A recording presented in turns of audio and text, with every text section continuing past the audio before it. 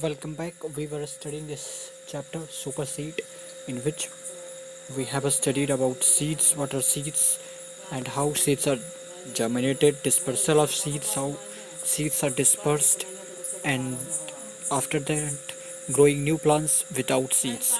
Means after that, we have studied how different plants can be germinated from other parts of the plants, that are roots, leaves, stems, and other parts. And then after that, our next heading and is growing new plants from spores. Because up till now we have studied this roots, leaves, and stem parts in from which new plants can be germinated. These plants haven't seed; they get germinated from different parts of the plant.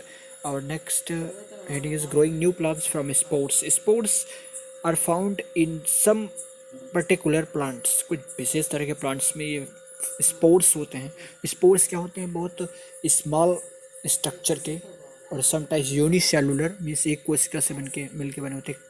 कई बार इतने छोटे तरह के ये जो होते हैं ये स्ट्रक्चर्ड होते हैं, यूनिट्स होते हैं जो कि सीड की तरह कई प्लांट के लिए ये वर्क करते हैं। जैसे वो प्लांट कौन कौन से? फर्न्स, मॉसेस, मशरूम्स, ये सब जो होते हैं ऐसे प्लांट्स हैं जिनमें सीड ना होकर के स्पोर्स होते हैं। And spores are very small unit of these plants that work like a seed, and they are, because they are very small and found in major quantity, so they create a cloud around the plant. What you can see here, that they are creating a cloud like structure around the plant.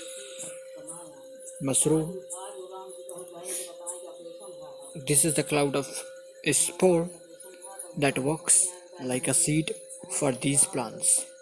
Then some particular plants like fern, mosses, and mushrooms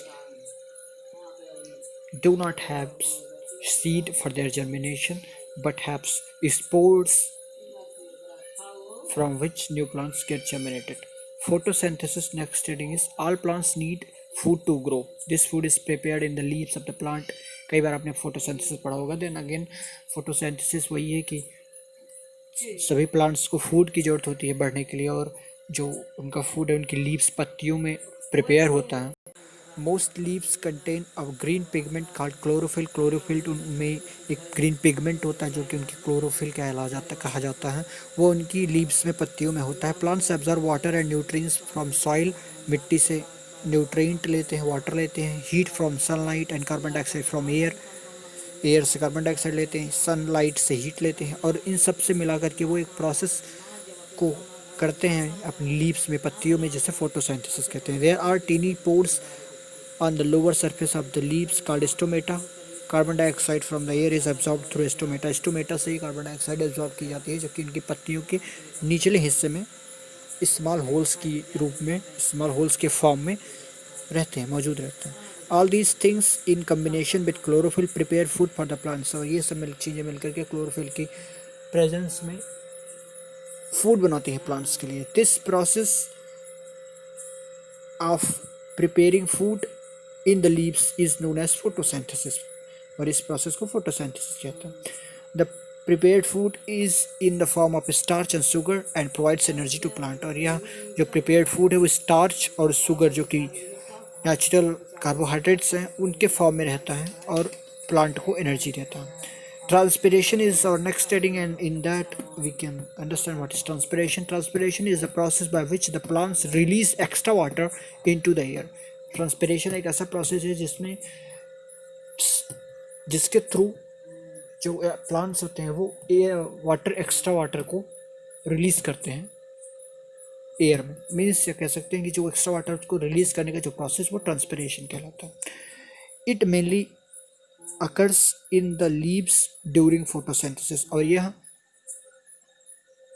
leaves में, पत्तियों में ही होता है। पत्तियों के through ही जो extra water है वो एयर में रिलीज किया जाता है, और ये फोटोसिंथेसिस के ड्यूरिंग होता है, फोटोसिंथेसिस के दौरान। जिस समय फोटोसिंथेसिस की प्रोसेस होती है उसी समय ये भी होता है। Let us recall is given, let's read it. Most plants reproduce and multiply through seeds.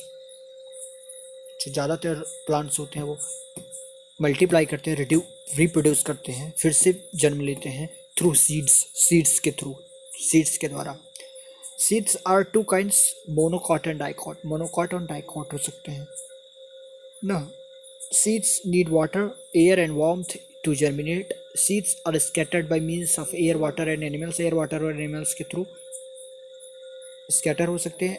The second is here, seeds are of two kinds, monocot and dicot. Monocot और डाइकॉट के बारे में आपने पढ़ा कि उसको जो आउटर कवरिंग होती है सीड की, उसको निकालने के बाद जो अगर सीड टू पार्ट्स में डिवाइड रहता है तो वो डाइकॉट है, अगर एक ही पार्ट में कंबाइंड रहता है तो उसको मोनोकॉट कहते हैं। That is important peculiar thing, a particular that we should focus on this particularly, otherwise all the things are just common and will be repeated again and again. Fourth is, seeds are scattered by means of air and water and animal, that is scattering of seeds. In some plants, leaves, stems and other plants, parts of the plant give rise to new plants. New plants को जन्म दे सकते हैं। कई plants ऐसे होते हैं जिसमें से पत्तियों से, तनों से, स्टेम से और दूसरे पार्ट से जो होते हैं वो न्यू प्लांट जर्मिनेट हो सकते हैं। The process of food preparation in leaves is known as photosynthesis. Leaves में जो फूड के प्रिपरेशन का प्रोसेस है वो फोटोसिंथेसिस कहा जाता है। Transpiration is the process by which the plants release extra water into the air. Air में एक्स्ट्रा वाटर को रिलीज करने का जो प्रोसेस है वो ट्रांसपिरेशन कहा जाता है, which is our last study, we have studied it in this